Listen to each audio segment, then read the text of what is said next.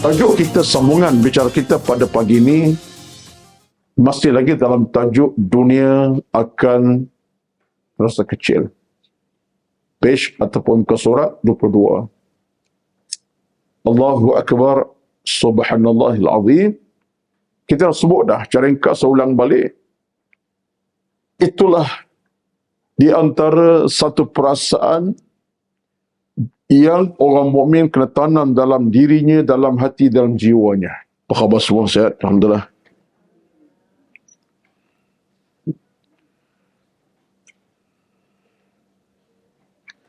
Bismillahilladzi la yadurru ma'asmi syai'un fil ardi wa la fis sama'i as-sami'ul 'alim. Allahumma salli wa barik 'alaihi sayyidina birahmatika ya arhamar rahimin. Al-Fatihah. أعوذ بالله من الشيطان الرجيم. بسم الله الرحمن الرحيم.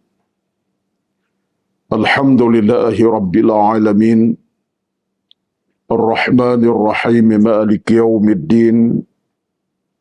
إياك نعبد وإياك نستعين. اهدنا الصراط المستقيم.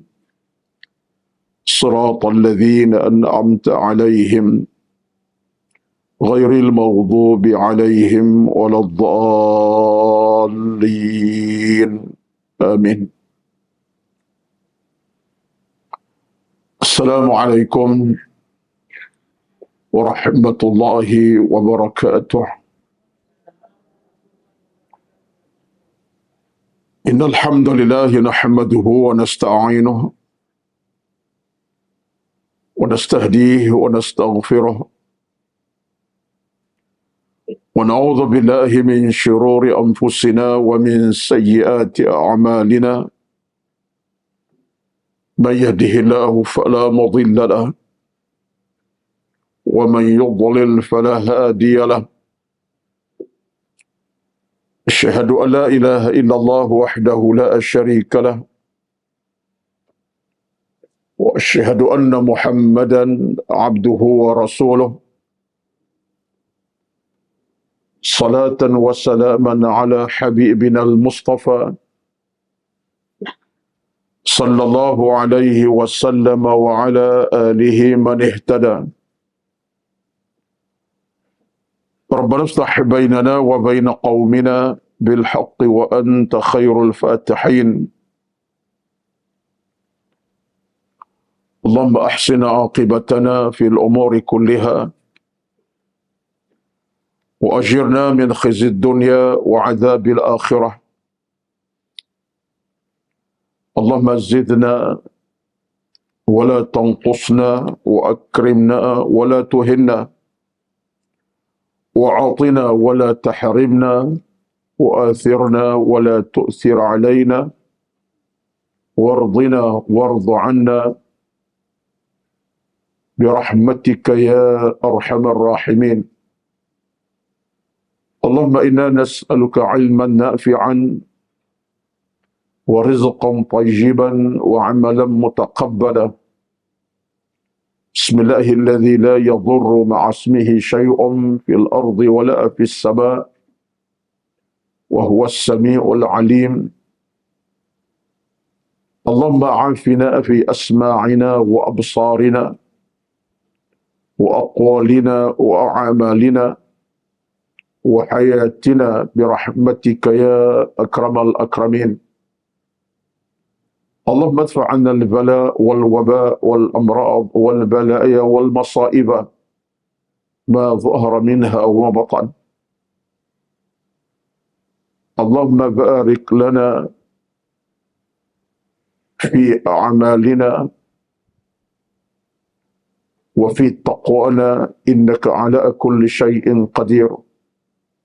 حسبنا الله ونعم الوكيل. ولا حول ولا قوة إلا بالله العلي العظيم.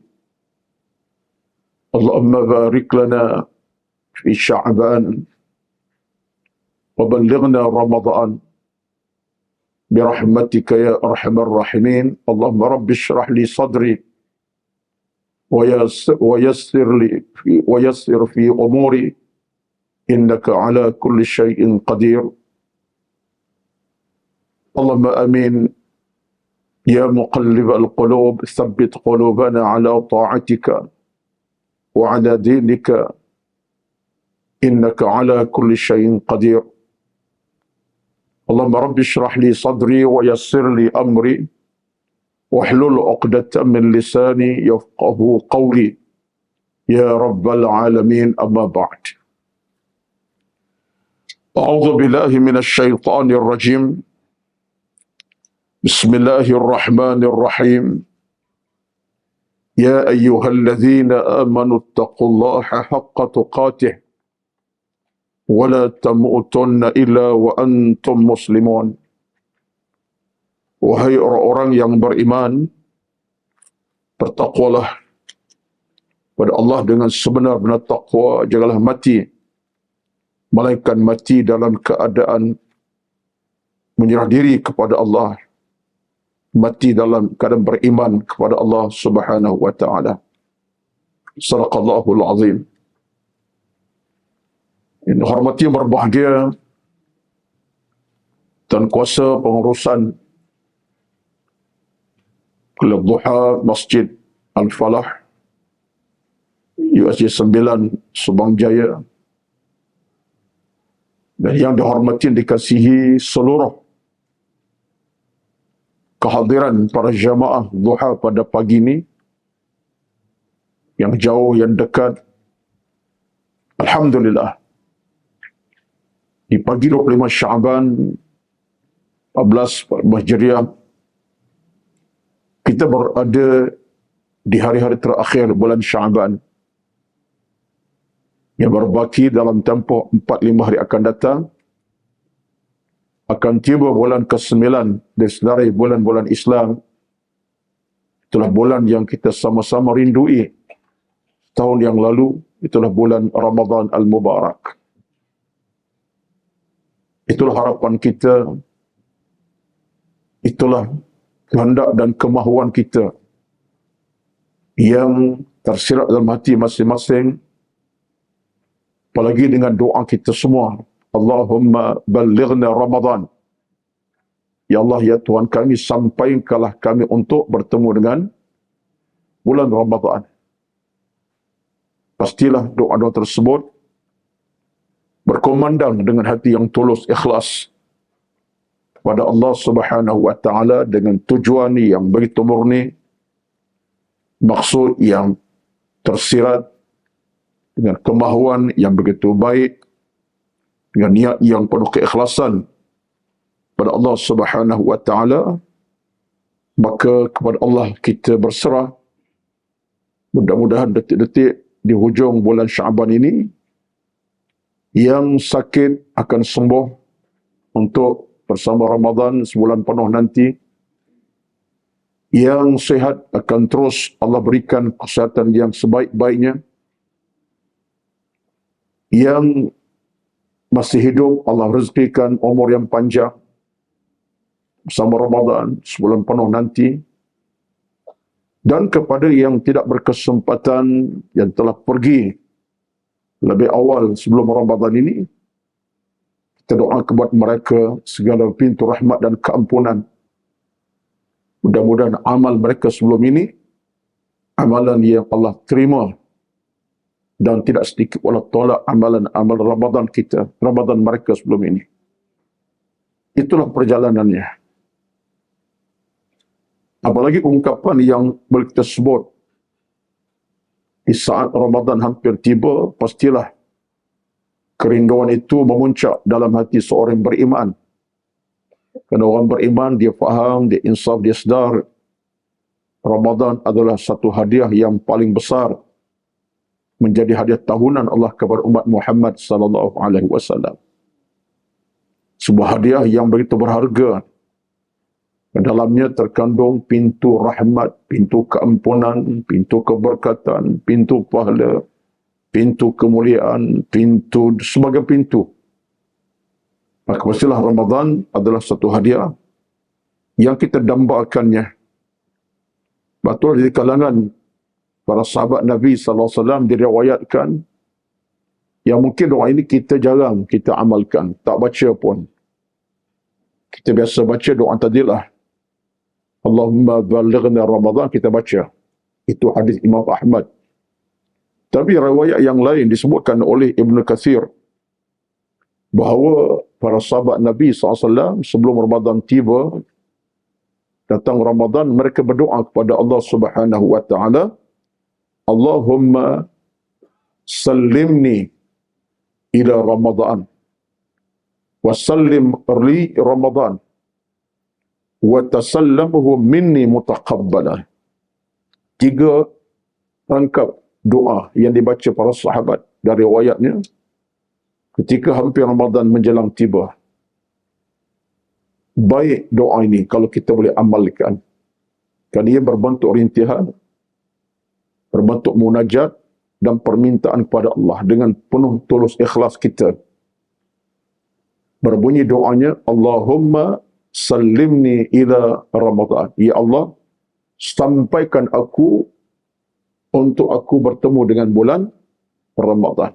Ataupun terjemah yang lain, ya Allah, hantarkan aku untuk aku dapat bersama dengan bulan Ramadan. Kita minta Allah hantarkan kita. Allahumma sallimni ila Ramadan. Ya Allah, hantarkan aku untuk dapat bulan Ramadan. Mana usia masih panjang, tubuh masih sihat walafiat, tenaga masih kuat untuk beribadat wajib dan sunatnya.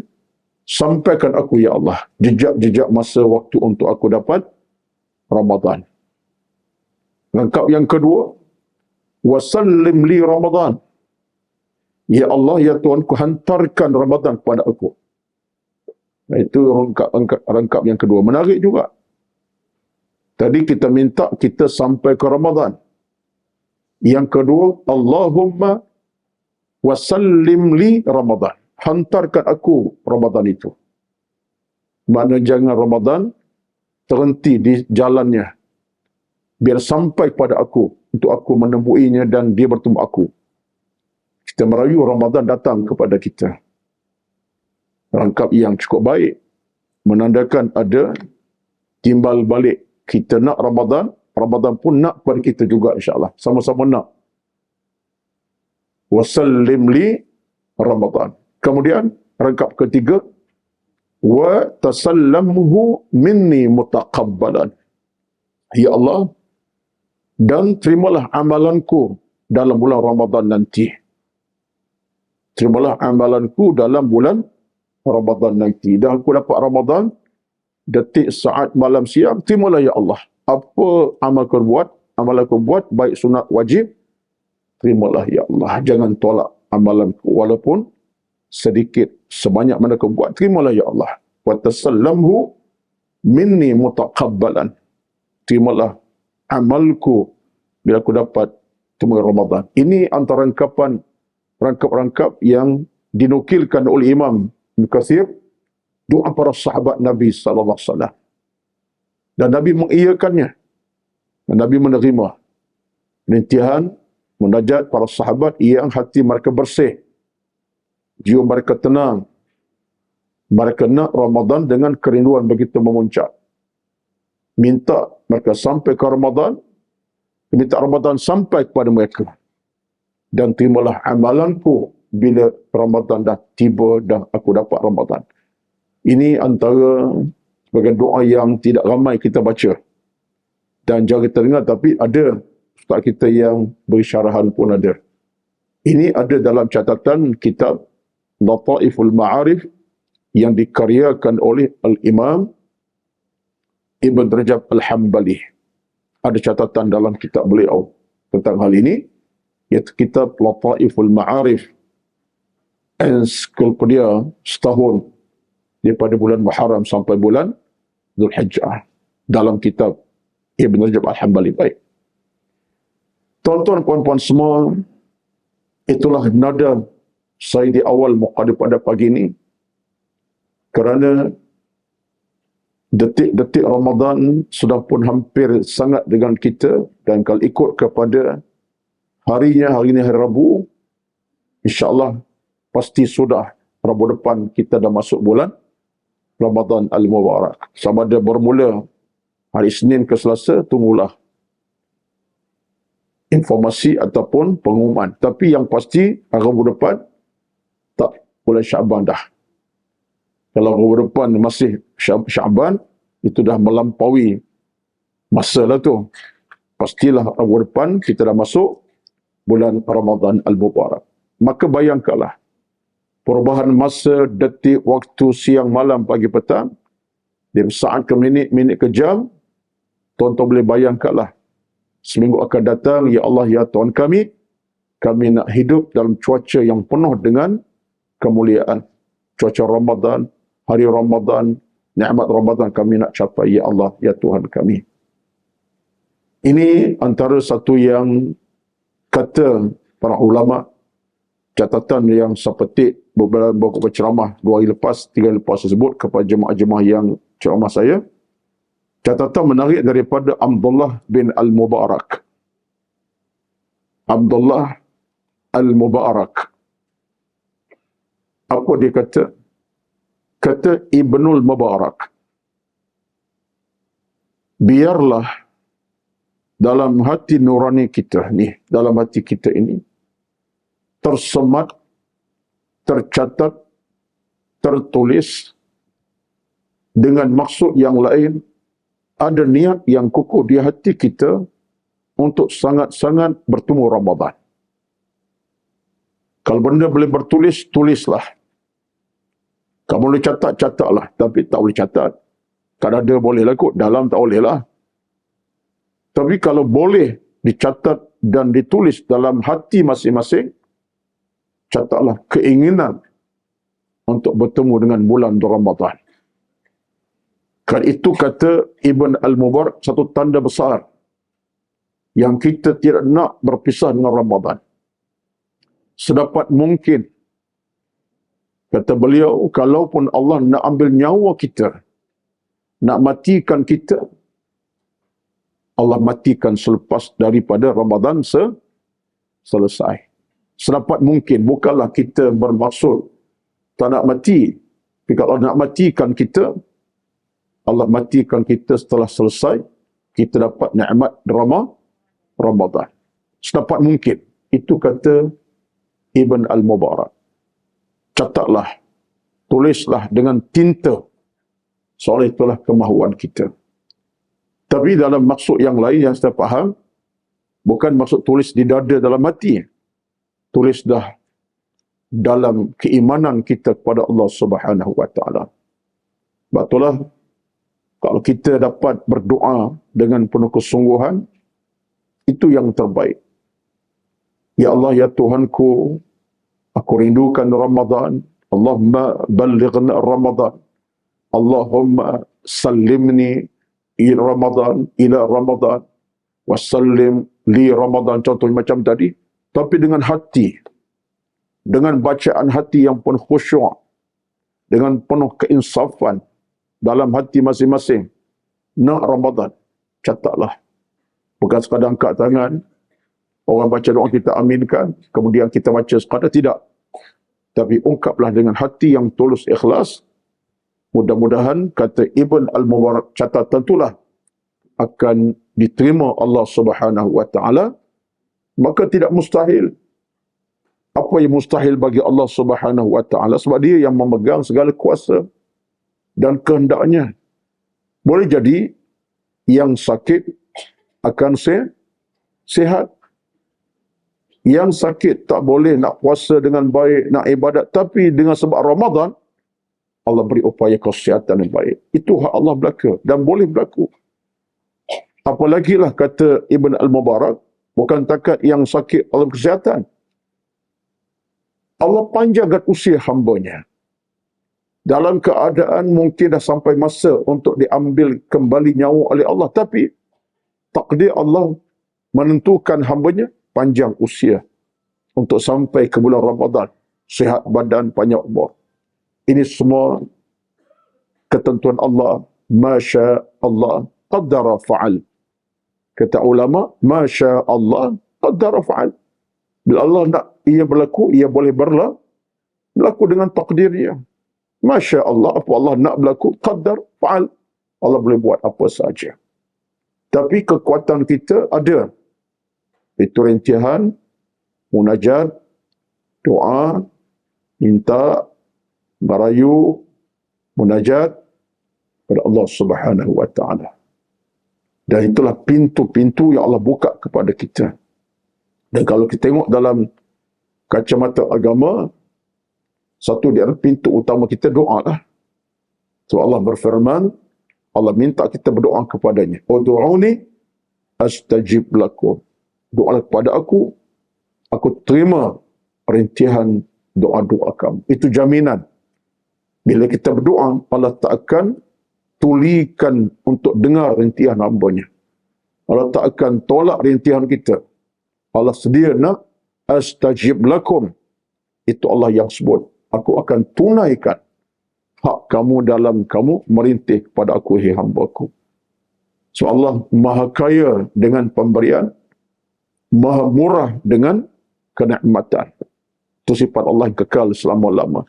Maha kaya dengan pemberian, maha pemurah dengan pemberian, maha kaya dengan kenikmatan. Tak pernah Allah sifat bakhil, kedekut dengan hamba-hambanya. Sebab sifat bakhil, kedekut, pasti dia adalah merupakan sifat manusia, bukan sifat Allah Subhanahu wa taala. Maka oleh itulah kita beruntung kalau kita dapat hidupkan suasana kita semua dengan doa dan terus berdoa kepada tanpa henti. Ini saya sebut tuan-tuan mukadimah sebab saya duduk termenung dalam tempoh 1-2 hari ini. Bila hari Ramadan dah hampir tiba, saat Syaban pun dah hampir melabuhkan tiranya, termenungnya bukan apa. Ya Allah, ya Tuhanku, dalam 4-5 hari mendatang Syaban ini, ya Allah, Engkau lebih berkuasa untuk segala perkara, nak panjangkan umur, nak kesihatan. Ya Allah, tolonglah, ya Allah. Aku ni hamba-Mu yang lemah, banyak kesalahan, banyak kurangan dosa. Ya Allah, aku nak tambahkan iman, tambahkan ilmu, tambahkan taqwa, tambah kebaikan hidup. Kita merayu. Dan saya bercakap untuk saya, bukan orang lain. Jadi mudah-mudahan kesimpulannya di awal mukadimah ini, marilah sama-sama untuk 4-5 hari mendatang, hari 25 Syaban, mudah-mudahan satu Ramadan akan dapat kita nikmatinya dengan penuh keinsafan, dalam keadaan umur yang panjang, kesihatan kita yang baik. Amin, amin, ya Rabbal Alamin. Kita akan masuk ke bulan yang disebut sebagai hadiah Allah Subhanahu wa ta'ala kepada kita semua. Amin, ya Rabbal Alamin. Baik. Allahu Akbar. Dalam cerita Ramadan ni dah banyak ceramah-ceramah disampaikan di surau, di masjid, forum macam-macam. Semalam pun saya ingat masjid pun dah ada ceramah kan. Ya, dengan Ustaz Fahul, saya dipahamkan. Saya pun tengok juga YouTube tu. Bagus. Terbaik. Banyak ilmu disampaikan beliau. Baik, tuan-tuan puan semua. Tajuk kita, sambungan bicara kita pada pagi ini masih lagi dalam tajuk dunia akan rasa kecil. Page ataupun ke surat 22. Allahu Akbar, Subhanallahil Azim. Kita dah sebut dah, cara ringkas saya ulang balik. Itulah di antara satu perasaan yang orang mukmin kena tanam dalam dirinya, dalam hati, dalam jiwanya. Kalau kita merasakan dunia luas dan amat luas, terbentang keluasannya, kita bimbang, kita mengecilkan akhirat Allah Subhanahu wa ta'ala. Kalau kita merasa dunia ini begitu hebat, gah dan mulia, keluasan hebat, kita bimbang, akhirat kita tak pandang. Sedangkan yang lebih luas adalah alam akhirat. Kenapa alam lebih luas? Kerana alam sana tiada sempadan, tiada penghujungnya. Alam bumi ada awal, ada hujung dia. Bila ada hujung, tak luas manalah. Alam bumi sifatnya akan ada hujungnya. Tamat usia bumi ini bila sampai masa. Allah akan hancur leburkan bumi sehancur-hancurnya. Idza zulzilatil ardu zilzalaha. Allah akan goncangkan bumi dengan goncang hebat. Tak ada yang berbaki melainkan debu-debu yang berterbangan. Idza al-qari'atu mal-qari'ah. Allah akan goncangkan segoncang-goncangnya. Hinggalah yang ada debu-debu terbangan. Gunung, bukit, bukau dah tak ada. Dan bukan setakat bumi Allah goncangkan. Idza as-sama'u syaqqat. Bila Allah hancurkan langit yang begitu gah itu. Sekeping-sekeping jatuh ke atas bumi dalam keadaan tak ada apa yang tinggal. Bukan takat Allah hancurkan dari sudut dengan langit begitu rupa. Allah hancurkan sama makhluk yang lain. Wa idzan nujumun kadarat. Bila bintang-bintang berkecai satu persatu. Tak ada tinggal debu-debu saja. Bukan takat itu Allah hancurkan sama alam bumi yang ada padanya matahari. Wa idzas syamsu kuwirat. Allah bolak-balik ke matahari, tak ada apa yang tinggal. Semuanya. Bukan setakat itu. Lautan yang hebat gah perkasa, tak ada apa tinggal. Wa idzal biharu sujirat. Bila lautan yang begitu sejuk airnya menjadi panas, menggelegak dan tak ada apa yang tinggal. Jadi semua itu menunjukkan bumi akan ada penghujungnya. Bila ada penghujung, tak luas manalah. Tapi akhirat, bila ada permulaan alam akhirat, tak ada lagi lah. Sebab itu, penghujung akhirat. Jadi ini di antara perkara yang kita letak dalam pemikiran kita. Jadi betul lah tajuk kita, dunia akan terasa kecil. Apalagi kalau kita kaitkan dengan kematian, dunia kita akan tinggalkan, anak pinak kita akan berpisah kasih dengan mereka, harta benda kita akan tinggalkan, nikmat rezeki kita akan tinggal, tak ada apa kita bawa. Sehebat-hebat kita dalam urusan dunia, gah dengan pakaian, gah dengan pangkat, gah dengan harta, akhirnya menjadi sebujur mayat, sebujur jenazah, yang kaku tak berpakaian melainkan hanya lipatan kain putih berkapaskan kapas yang putih dimewangikan oleh air mawar itu saja. Apa jenama kita pakai? Pakaian mahal, beratus ribu kita pakai di badan kita. Dengan jam, dengan segala perhiasan badan. Yang ada ketika itu hanyalah seikat kain putih yang harganya berapa ringgit saja. Tak ada apa yang melekat. Semua ditinggalkan. Nilai kita pada hari kematian, berapa sen kau nak kira dengan dunia kita ada. Harta ratusan juta mungkin. Nikmat dunia, kalau orang paling mahal, paling mewah, bilion dia tinggal. Tapi, bila mati saja, kain putih dipakaikan, taklah sampai RM1,000 1 meter. Berapa ringgit semeter. Bahkan kain putih itulah akhirnya menjadi bahan makanan bagi ulat-ulat dalam tanah. Bukan saja kain dimakan, jasad pun dimakan sama oleh ulat-ulat tanah. Jadi apa kekuatan kita? Jadi benda macam ni, bila kita renung balik, Allahu Akbar. Allahu Akbar, ya Allah. Harga aku, ya Allah. Sekadar itu, ya Allah. Hancur, dimakan tanah, dimakan ulat. Apa aku ada dalam hidup ini, aku tinggalkan buat selama-lamanya. Mengisapkan kita. Ini antara hal yang kita kena angkat dalam kehidupan. Baik, sambungan bicara kita pada pagi ini. Semua orang tahu bahawa mati tidak diketahui bila datangnya, di mana tempatnya, apa penyebabnya. Al-Imam Al-Qurtubi dia bawa ungkapan menarik. Dia kata semua orang tahu mati tak diketahui datangnya bila. Ya benar. Hari tanpa tarikh. Hari ada, tarikh kita tak tahu. Di mana tempat kita meninggal, kita pun tak akan tahu. Lokasi mana kita nak meninggal, akan meninggal dunia. Baik di kampung halaman sendiri, ataupun negeri orang.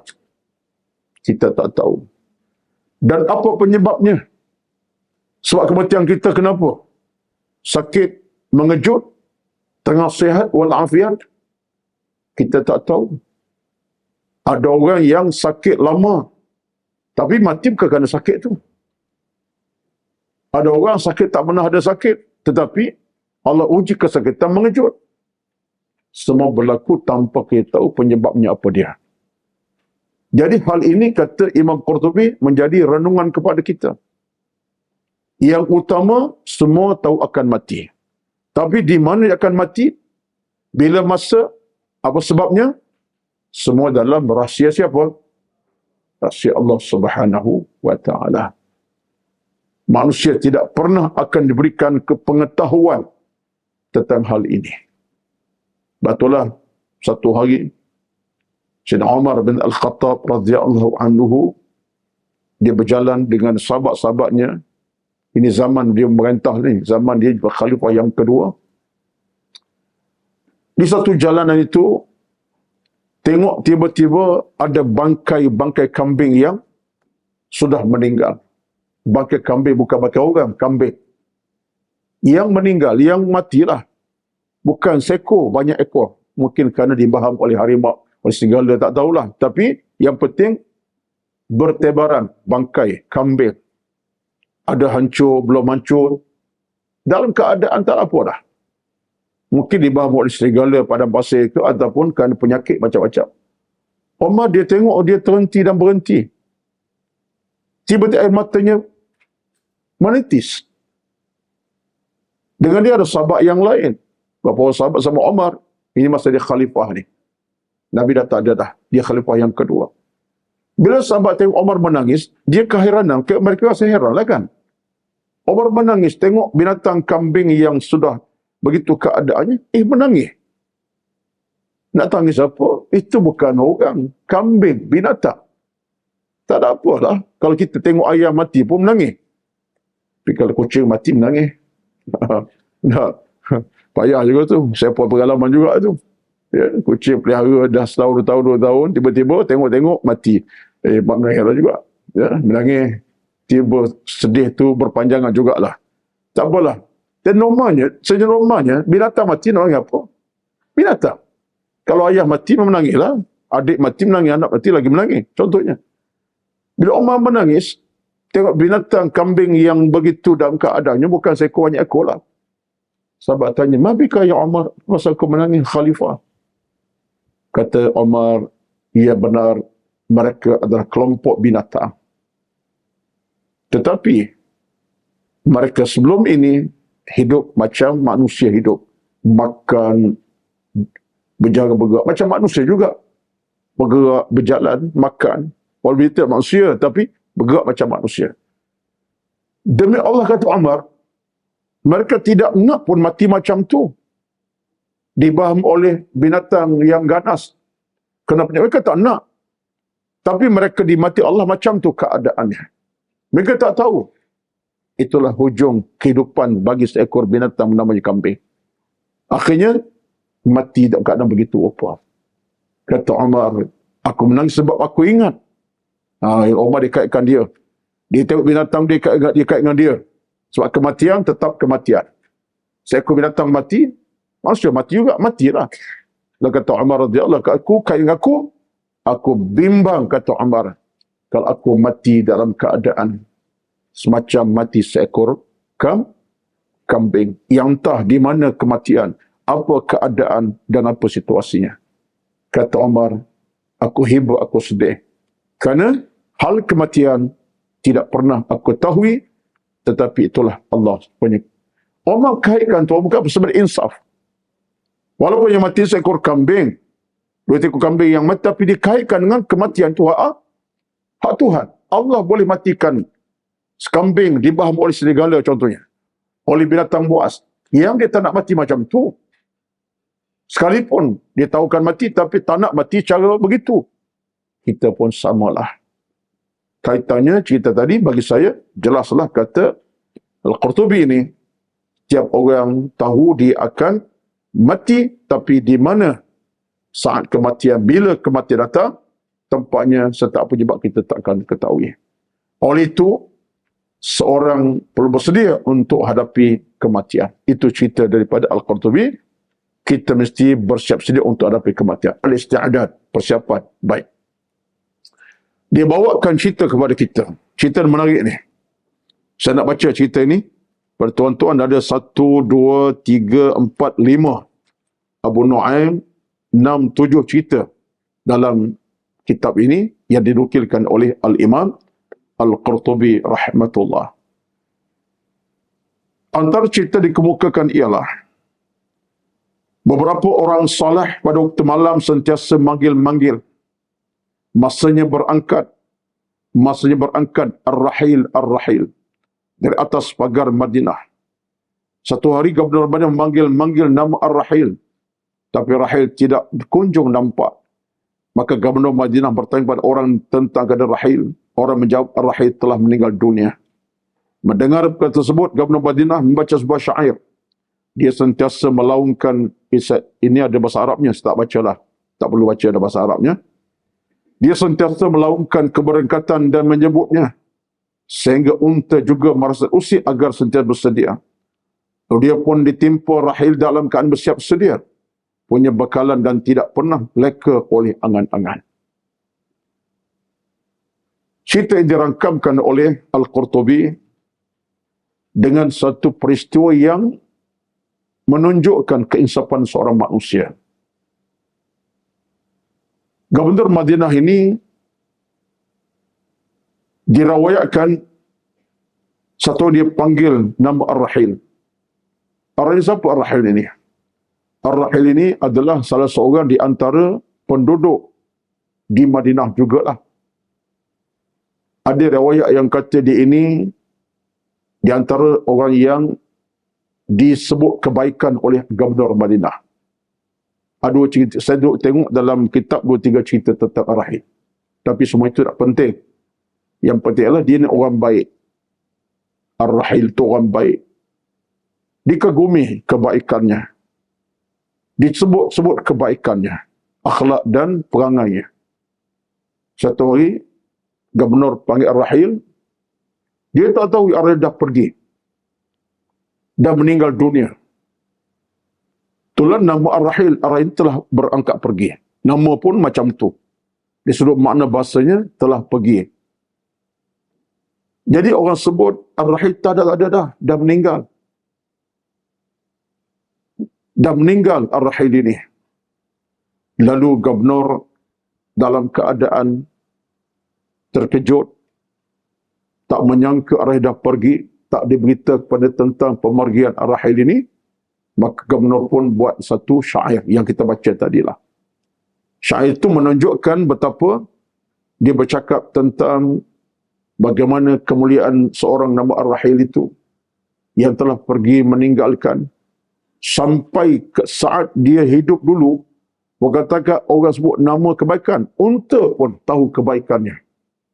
Maksudnya makhluk yang nama manusia bukan tahu manusia, binatang tahu kebaikannya, kemuliaannya.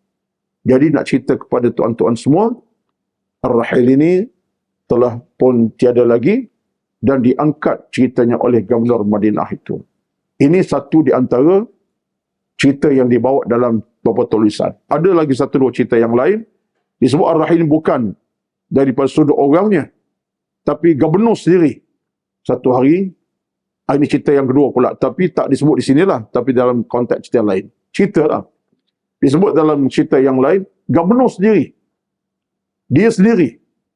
Satu hari bercakap dalam nada, aku akan Ar-Rahil, aku akan bertemu Allah Azza wa Jalla. Ar-Rahil itu mana? Pergi. Berangkat. Pergi. Mana mengangkat? Berangkat menuju kepada Allah Subhanahu wa Ta'ala. Baik apa pun cerita, sama ada pertama kedua, ianya kita boleh faham satu rintihan seorang manusia tentang bagaimana dia sampai masa menghadap Allah, dia akan pergi menghadap Allah Subhanahu wa Ta'ala. Baik. Dalam rekod yang lain, dalam tulisan yang sama, disebutkan oleh Al-Imam Al-Qurtubi, seorang bernama Yazid Ar-Raqashi. Ini seorang ulama tasawuf yang terkemuka, bernama Yazid Ar-Raqashi. Dia seorang ulama yang besar dan seorang yang begitu kuat amal ibadatnya. Dan satu hari dia dalam keadaan bercakap pada dia sendiri, merenungi tentang dia dan kematian dia dan saat bertemu Allah, dia cakap pada dia sendiri. Apa dia ucapkan? Dia cakap untuk dia ni, kasihan kamu wahai Yazid. Siapa yang akan solat untukmu telah kamu meninggal dunia. Siapa yang akan berpuasa untukmu telah kamu meninggal dunia. Siapa yang akan meminta keberkatan Tuhan untukmu telah kamu meninggal dunia. Dia cakap tentang dia. Hal ini tuan-tuan sekalian, ada satu pandangan menarik dalam satu cerita yang lain yang dinukilkan oleh Al-Imam Al-Hasan Al-Basri rahmatullahi alaihi, di mana kata Al-Hasan Al-Basri, minta maaf sekejap. Kata Hasan Al-Basri rahmatullah, bercakap dengan diri sendiri, berbicara dengan diri sendiri adalah satu bentuk muhasabah yang penting. Kata Hasan Basri. Tapi jangan cakap depan orang. Sudah. Bukan dengan orang depan orang. Tapi dalam suasana kita bersunyi-sunyian, berkhaluah kita sama diri kita. Mana bersunyi-sunyian. Penting kata Hasan. Sebab apa? Itu dianggap sebagai muhasabah dakhiliyatun. Muhasabah dalaman namanya. Cakap dia ke diri sendiri. Bahkan kata Hasan Basri rahmatullah, di kalangan para alim ulama salafun salih, betapa ramai antara mereka bila mereka mengambil kesempatan untuk melihat diri sendiri, mereka bercakap seolah-olahnya mereka dalam keadaan sedang hadapi saat kematian. Maksudnya apa? Mereka sedang nazak, hampir mati. Kalau aku mati, apakah aku dapat redha Allah? Kalau aku mati, syurga menanti ke tidak? Dia bercakap macam dia nak mati dah. Ini kata Hasan Basri. Bahkan kata Hasan Basri lagi, dengan bercakap diri sendiri itu, kita akan kenal siapa kita. Ay yata'arrafa ala nafsihi. Cakap di sini, kata beliau, akan kita kenal siapa kita yang sebenarnya. Sebab, itu satu benda kita kena nampak dan kita lihat. Tuan-tuan sekalian, kita tahu siapa kita, kelemahan kita, kekurangan kita, dosa kita. Bahkan kalau pahala kita buat, kita tahu betul tak? Kita tahu. Orang tak tahu. Kita tahu. Sepanjang hari kita hidup, banyak dosa yang kita dah buat. Banyak mana kelebihan kita dah buat. Orang tak tahu. Ketika itu kita akan bercakap dengan kita dalam suasana kita yang ada masalah, kalau ada masalah. Jadi kata Hasan Basri, orang yang bercakap di sini, ayya ta'arrafa 'ala nafsi, akan kenal diri sendiri. Macam Yazid Ar-Raqashi ini pun sama. Kata beliau, wa Yazid, siapa yang akan solat kalau kamu dah mati? Siapa akan solat atas kamu? Anak sendiri ke? Kawan teman taulan? Ditanya. Kalau kamu dah mati, ada puasa yang kamu tak tunaikan, siapa nak ganti balik? Dan kalau kamu dah meninggal dunia, siapa yang akan minta kamu keselamatan keridhaan Allah Azza wa Jalla? Jadi mengambil roh cerita ini, kata Al-Hasan Al-Basri, dia kata mengamalkan, berbicara tentang diri sendiri asal cabang penting untuk mengukuhkan keimanan kamu kepada Allah Subhanahu wa taala. Hasib nafsaka, hitung diri kamu qabla an tuhasab, kamu akan dihitung Allah Subhanahu wa taala. Jadi puan-puan semua, logik daripada cerita ini, ada waktu yang kita ini kena bercakap tentang kita sendiri. Mungkin waktunya saat kita bangun bertahajud. Mungkin waktunya saat kita sedang solat sunat bersendirian. Lepas solat lah maksudnya. Kita ambil sedikit masa, ruang masa. Dalam keadaan kita merintih, kita munajat, kita bermohon, air mata tumpah. Ya Allah, ya Tuhan, aku ni banyak dosa. Aku dah buat dosa sekian-sekian. Kepada Allah. Kita bercakap bukan orang lain. Ampunkan dosaku, ya Allah. Aku ni kurang ilmu, kurang amal, kurang iman, kurang kebaikan, banyak dosa maksiat, ya Allah. Engkau lebih tahu tentang aku. Sekurang-kurang ketika itu kita akan dapat mengubah keadaan kita. Dari kepada keburukan kepada kebaikan. Kekurangan kepada kekuatan ilmu dan iman. Jadi ini di antara siri muhasabah dalaman. Kata muhasabatun dakhiliyatun. Iaitu koreksi dalaman kita tentang diri sendiri.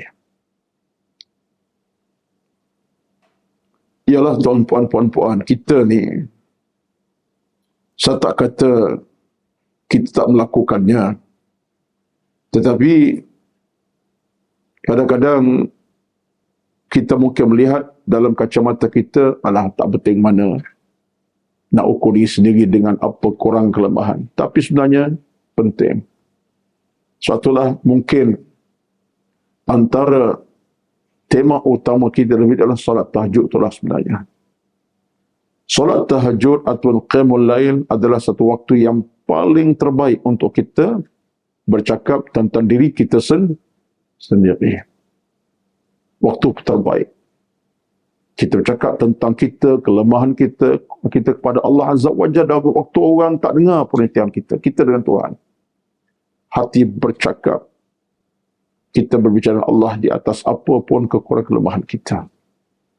Waktu tahajud. Satulah, kalau kita benar-benar nak mencipta keinsafan dalam hidup kita, nak tengok tentang kelemahan kita, kekurangan kita dan dosa-dosa kita, dan harapan Allah ampunkan kesalahan-kesilapan selama ini, cakaplah dengan diri sendiri.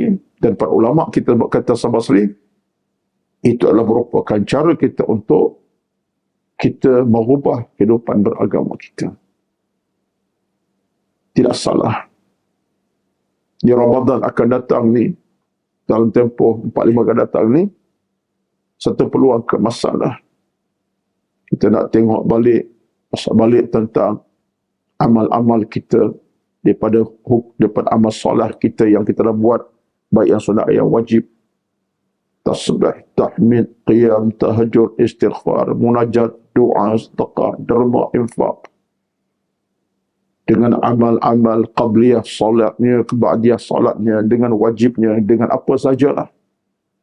Di samping keburukan kita dah buat, saya bercakap untuk saya bukan orang lain, dosa-dosa yang kita terbabit dengannya, tak sedar, itulah dosa kepada Allah Azza wa Jalla, dosa orang.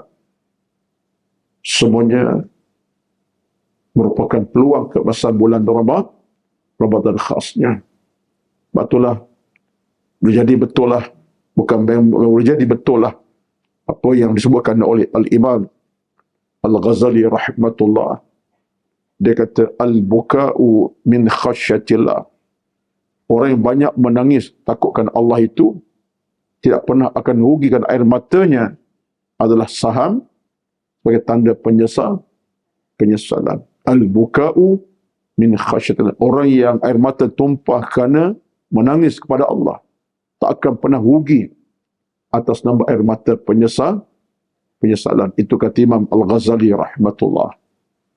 Orang menangis kerana Allah, menyesal, air mata tu akan disambut oleh malaikat sebagai tanda kebaikan tu. Saham tu. Batu orang beriman tak akan pernah rugi air mata tumpah kerana Allah Azza wa Jalla. Ainan la tamassamuhumun nar. Dua mata ataupun air mata yang Nabi sebut dalam hadis, neraka tak akan sentuh kita selama-lamanya. Neraka tak sentuh kita. Air mata yang macam mana sifatnya? Yang akan menyelamat kita daripada api neraka. Yang pertama, ainun bakat min khasyatillah. Air mata yang tumpah kerana takut kepada Allah Azza wa Jalla. Tadilah dia insaf, tengok diri sendiri banyak kesilapan, air mata tumpah. Itu air mata yang tak akan dibakar api neraka Allah Azza wa Jalla. Dan mata yang kedua, air mata kedua, bila? Ainun bakat, ainun yang dalam keadaan berjaga malam kerana peperangan. Dia duduk dalam satu medan perang, mengharapkan Allah punya bantuan, saya tak tidur malam, berdoa sebab perang, jihad. Mata tu pun tak akan disentuh api neraka. Itu para pejuang jihad lah. Tapi yang pertama tu kita semualah. Tak kira siapa kita. Ambillah masa duduk dalam keadaan beriktikaf kepada Allah, kita berserah, kita munajat, air mata tumpah kerana penyesalan dan seumpamanya. Air mata, kata Nabi, tak akan disentuh oleh api neraka Allah Subhanahu wa taala. Allahu akbar, tuan-tuan. Dia benda-benda kejiwaan macam ni lah yang kita nak kena letak di hadapan perjalanan kita. Benda-benda kejiwaan, nafsiyah. Benda-benda kejiwaan. Batu orang yang boleh memahami tentang diri sendiri, yang cuba untuk koreksi diri sendiri dengan melihat dirinya sendiri, tak diri orang. Dia tak nilai orang, dia nilai diri dia. Orang lemah, dia tak akan fikir lemah orang, dia fikir lemah dia. Orang kurang, dia tak fikir orang, dia fikir kurang dia. Aku ni ada kekurangan, kelemahan. Aku kena betul diri aku sendiri. Itu baru betul tindakan seorang yang mukmin kepada Allah Subhanahu wa taala. Tapi kalau kita hidup keadaan suka nak tengok kekurangan orang, kelemahan orang, kita tak tengok kita berkelemahan, kita akan kecewa, kecundang satu masa. Akhirnya, kita seronok tengok orang punya kelemahan, tak merasa kita juga ada kelemahan. Ini satu jenayah dalam Islam. Jadi, balik kepada cerita tadi, Yazid Ar-Raqashi tadi, apa yang berlaku, dia tengok dia bercakap, Yazid, kalau engkau mati, siapa nak solat atas kamu? Kalau engkau tak puasa, ada tinggal ibadat Ramadan contohnya, siapa nak ganti? Dan kalau sampai bertemu Allah, siapa nak minta kepada Allah kepada kamu? Maka jawapannya, dia kata apa? Wahai manusia, tengok, dia bagi jawapan kemudian. Mengapa kamu tidak menangisi dirimu masih hidup? Itu kata beliau tu. Dia tanya diri, dia cari jawapan. Dalam rekod kita ada dalam tulisan tu. Tengok apa dia kata. Lalu dia berkata, dia tanya diri, dia pun jawab. Wahai manusia, dialah tu. Wahai Yazid lah tu. Mengapa kamu tidak menangisi dirimu masa hidup ketika masih hidup? Kenapa tak menangis akan kekurangan, akan kelemahan, akan dosa, akan maksiat kamu dah buat? Kenapa tak menangis? Payah saya mata nak tumpah ni, apa cerita ni? Masih hidup. Siapa yang mahu meminta kematian, di mana kubur akan menjadi rumahnya. Maksudnya, kalau kamu tak ingat tentang kematian, akhir ke mana kamu akan pergi penghujungnya. Rumah kamu diami sekarang bukan kekal selama-lamanya. Yang kekal adalah tanah kubur. Rumahnya, tanah menjadi selimutnya. Tengok. Bila sampai kamu di alam barzakh, kamu masih hidup, selimut kamu tebal. Tilam pun tebal. Katil pun empuk. Bila tidur yang melenakan, menyeronokkan. Bila sampai di alam barzakh, tempat tinggal kamu adalah tanah-tanah yang keras. Mungkin membatu mungkin. Tidak seberapa. Dalam keadaan tanah menjadi selimut. Ulat secacing menjadi teman kamu. Meratah daging tulang kamu tiap saat dan ketika sampai hancur. Teman kita, cacing ulat tanah. Selimut kita, pasir yang meliputi badan kita, tanah yang meliputi badan kita. Tuan-tuan, ini kata-kata beliau, Yazid lalu menangis dan pengsan. Kesan dia bercakap macam tu, kata riwayat pada Qurtubi, dia menangis lalu pengsan.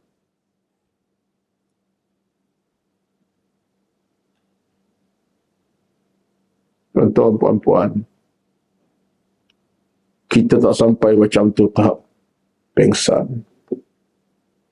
Kalau pengsan, cerita lain, bukan cerita diri sendiri dan tangisan pada kita, bukan. Ambillah pengajaran. Saya sendiri pun, tuan-tuan, sekadar baca dan mengambil peringatan. Itu saja, nak kata apa lagi. At-Taimi berkata, ini lagi ulama yang bernama At-Taimi, saya tak dapat nak pastikan siapa At-Taimi ini. Cuba semak dalam beberapa tulisan, tak jumpa orang siapa, tapi dalam rekod tulisan Qutb At-Taimi berkata, ada dua perkara yang dapat memutuskan kenikmatan dunia daripada aku. Dua benda yang boleh memutuskan nikmat daripada aku. Apa yang kedua-dua itu? Yang pertama dia kata apa? Ingati kematian. Satu, ingat kematian. Memutuskan aku dengan dunia dan kenikmatannya. Yang kedua, ingati bahawa aku akan menghadap Allah Subhanahu wa taala. Aku menghadap Allah secara peribadi tanpa bantuan sesiapa. Seorang-seorang menghadap Allah tanpa sebarang bantuan yang lain. Dengan dua hal ini, kata At-Taimi, diriwayatkan dalam cerita ini, akan dapat mengendurkan nikmat keduniaan yang dinikmatinya. Insaf. Pertama, ingatkan mati. Yang kedua, diingat satu masa akan menghadap Allah secara peribadi. Ini pun di antara perkara yang menarik juga disebutkan oleh Al-Imam Al-Imam Hasan Basri tadi. Saya terbaca satu tulisan, banyak sekali. Cerita Hasan Basri, tuan-tuan, antara cerita yang banyaklah tentang kealimannya, kesuhudannya. Bila bercakap menghadap Allah ni, sebab Taimi kata dia, apa dia kata tadi? Ketika kita berhadapan dengan Allah Azza wa Jalla. Kata Hasan Basri, ini kata-kata beliau ni. Terjemah ya, tak baca bahasa Arab. Kata Hasan Basri tentang menghadap Allah Azza wa Jalla ni, al-qiyam amam Allah tabaraka wa ta'ala, tegak bangun diri depan Allah Azza wa Jalla. Dia kaitkan satu hadis Nabi SAW. Tegak berdiri di padang mahsyar ni, kata Hasan Basri, bukan tegak macam tegak di atas bumi. Kita berdiri tegak di bumi ni berapa lama sangat. Tegak dalam sembahyang. Kalau sembahyang subuh berjemaah pagi Jumaat, baca surah As-Sajdah dengan insan, sekitar dalam 20 minit, lebih kurang begitu je. Suku jam lah. Kalau imam tu baca tartil, 20 minit habis. Tak lama. Kalau sembahyang biasa, taklah baca surah yang besar, ni kita dalam 3-4 minit je. Diri kita kerana urusan dunia, tak lama mana. Diri sementara nak beli makanan, panjang, taklah sampai 2 hari berdiri kat situ. 10 minit dapat makanan. Kata Hasan Basri, aku mengambil renungan tentang diri depan Allah ini, apa ceritanya? Dia ambil setelah dia bersadar. Dia bukan hadis, aku tak boleh nak bercakap, melainkan hadis Nabi yang bercakap. Dia kata apa? Nabi telah bersabdakan tentang diri pada Allah ni. La tazulu qadama 'abdin yaumal qiyamati hatta yus'ala an arba'in. Hasan Basri bawa hadis tu. Aku terbenung hadis ni sebab Nabi bersabda, la tazulu qadama 'abdin. Tiap hamba Allah akan tegak berdiri di padang mahsyar, tak berganjak. Tegak. Tak berganjak kanan kiri, tak boleh berpaling walaupun sesaat. Tegak berdiri. Kata Hasan Basri, tegaknya manusia di padang mahsyar bukan tegak macam di alam bumi. Tegak dia boleh lagi duk menggaul-gatal. Dia tengok phone sambil-sambil. Kalau zaman telefon lah, zaman dia telefon tak ada kot. Zaman kita, phone jadi teman. Diri setengah jam tak rasa. Sebab boleh tengok belik macam-macam. Lepas IGFB, lepas FB, WhatsApp macam-macam. Tapi tegak depan nanti nak bergerak, kanan kita tak boleh. Nak gatal pun tak boleh seolahnya. Sementara kata Hasan Basri dalam hadis, dia kata apa? Dia bawa hadis ni. Aku terbenung, dia kata. Tegak depan orang nanti, sehari di padang mahsyar berapa lama?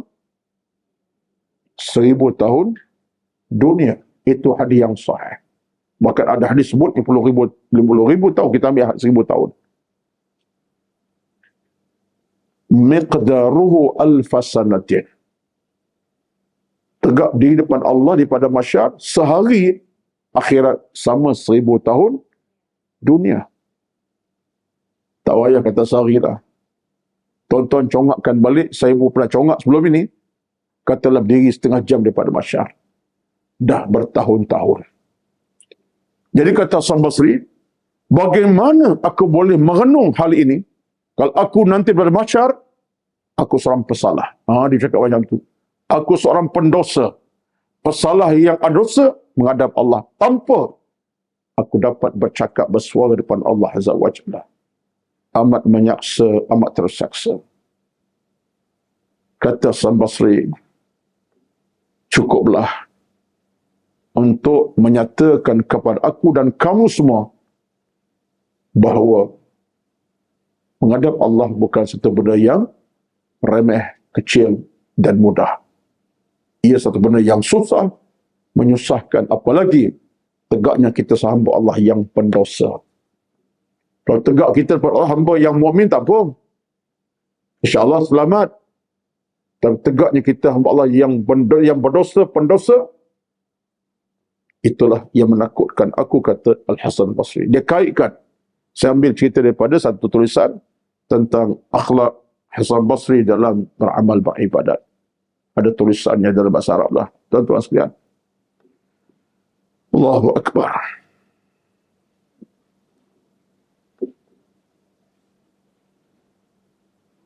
Kita berdiri tengah panas pun, dalam keadaan cuaca panas terik membakar pun dah tak tahan.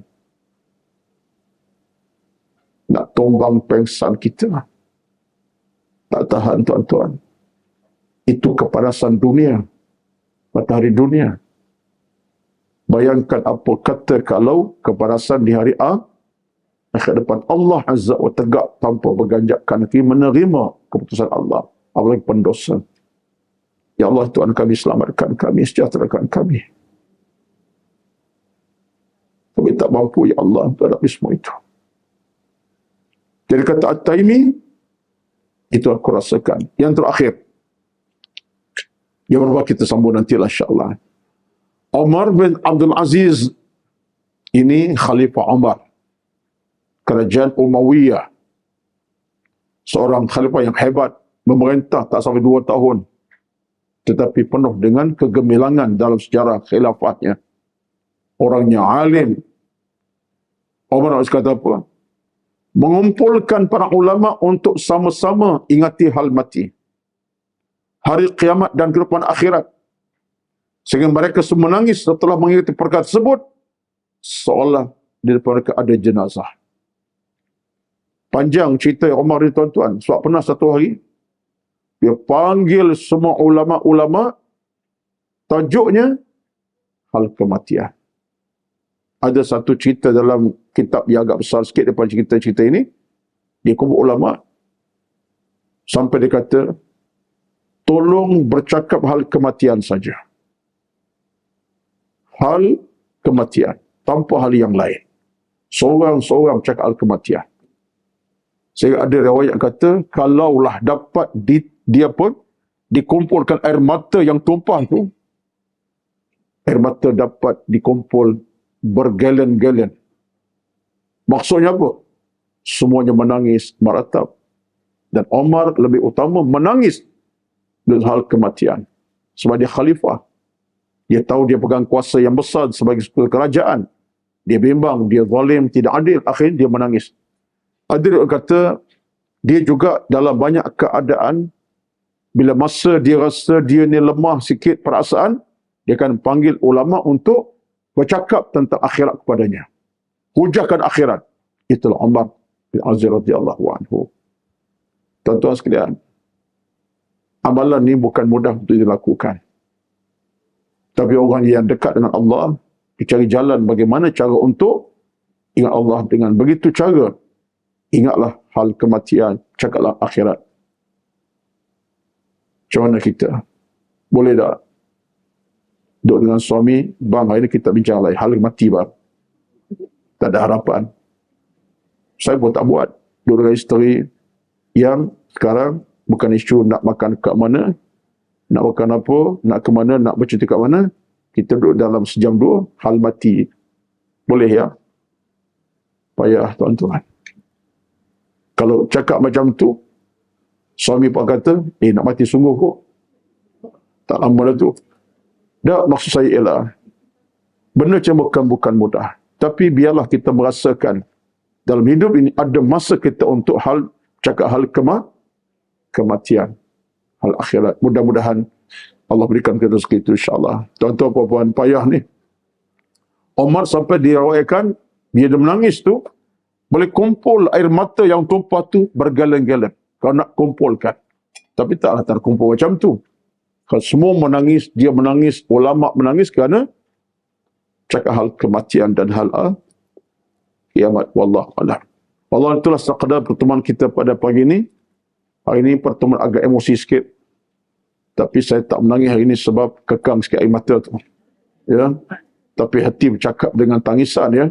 Sebab tuan-tuan, saya bercakap ini tuan-tuan, kitab saya pegang kitab hal mati.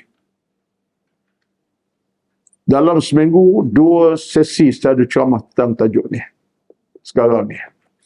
Kadang-kadang bila naik kenderaan balik daripada masjid itu, istighfar lah. Ya Allah, aku tak cakap sejam, kalau beradik hal mati. Ya Allah, tak mana aku sila untuk mati. Kadang-kadang macam itulah. Tapi mudah-mudahan ada barakahnya kerana kita belajar dengan kerana ilmu dan amal insyaAllah. Wallahu itulah sekadar pertemuan kita pada pagi ini. InsyaAllah kita bertemu lagi dalam bulan Ramadan akan datang. 2 minggu lagi Ramadan, pas minggu lagi, tapi selesai 2 minggu lagi insyaAllah. Kita bertemu balik. Allahumma amin, Allahumma amin. Mudah-mudahan Allah kita kehidupan yang sehat walafiat, umur yang panjang untuk terus bertemu Ramadan. Allahumma balighna Ramadan. A'udzu billahi minasyaitonir rajim. Bismillahirrahmanirrahim. Alhamdulillahi rabbil alamin. Wassalatu wassalamu ala sayyidina Muhammad wa ala alihi wa sahbihi ajma'in. Allahumma inna nas'aluka ridhaka wal jannah. Ya Allah, ya Tuhan kami, mohon kami kepadamu redha-Mu dan syurga-Mu. Allahumma innaka afuwun karim. Engkau Tuhan kami yang sentiasa berikan keampunan. Tuhibbul afwa. Engkau suka beri keampunan pada hamba-Mu, ya Allah. Fa'afu anna. Maafkan kami. Ampunkan dosa-dosa kami. Allah maghfir lana dhunubana. Ya Allah, ampunkan kesalahan kami selama ini. Wali walidina, dosa ibu ayah kami, ya Allah. Kama rabba'una sighara, bagaimana mereka juga didik di awal usia hingga kehidupan kami sekarang ini. Allahumma nawwir qulubana bil iman, cahayakan hati kami dengan iman. Allahumma a'inna ala zikrika, ya Allah, tolonglah kami untuk ingat kepadamu, ya Allah, tanpa henti, tanpa cuai. Wa syukrika, dan syukur kepadamu, ya Allah, sepanjang waktu dan masa. Wa husna ibadatika, dan elok jua ibadat kami kepadamu, ya Allah, sempurna ibadat kami, sempurna ibadat kami kepadamu, ya Allah. Allahumma barik lana fi Sya'ban, ya Allah, berkatilah kami di hujung Sya'ban ini. Wa balighna Ramadan, dan sampaikan kami untuk bersama dengan bulan Ramadan. Allahumma sallim Ramadan lana, ya Allah, berikan kami peluang bertemu Ramadan, ya Allah. Wassallim Ramadan lana, dan berikan kami peluang untuk bertemu Ramadan penuh keimanan padamu, ya Allah. Wa tasallamhu minna mutaqabbalan, dan terima amal kami dalam Ramadan nanti, ya Allah. Allahumma taqabbal minna, terimalah kami, ya Allah. Innaka sami'ud du'a, kerana Tuhan kami yang mendengar doa-doa kami, mendengar rintihan kami, mendengar munajat kami, mendengar permintaan-permintaan kami. Allahumma taqabbal minna, terimalah kami, ya Allah. Innaka ala kulli syai'in qadir, Engkau Tuhan yang maha berkuasa dalam semua urusan, semua perkara dan semua keadaan. Rabbana zalamna anfusana, ya Allah, ya Tuhan kami telah banyak zalimi di diri kami sendiri. Wa illam taghfir lana, jika Engkau tidak mengampuni merahmati kami, ya Allah, wa tarhamna merahmati kami, lanakunanna minal khasirin, kami akan tergolong di kalangan hamba-Mu yang rugi serugi-ruginya. Rabbana atina fid dunya hasanah. Ya Allah, ya Tuhan kami, berilah kepada kami, ya Allah, dunia yang bahagia, membahagiakan kami. Wa fil akhirati hasanah, akhirat yang bahagia, membahagiakan kami. Wa qina azaban nar, dan jauhkan kami, ya Allah, dari bakaran api neraka-Mu yang membakar-bakar, yang menakutkan kami, menyusahkan kami, membinasakan kami, dan menggerunkan kami, ya Allah. Sallallahu ala sayyidina Muhammad wa ala alihi wa sahbihi ajma'in. Walhamdulillahi rabbil alamin. Taqabbalallahu minkum. Taqabbal ya karim. Assalamualaikum warahmatullahi wabarakatuh.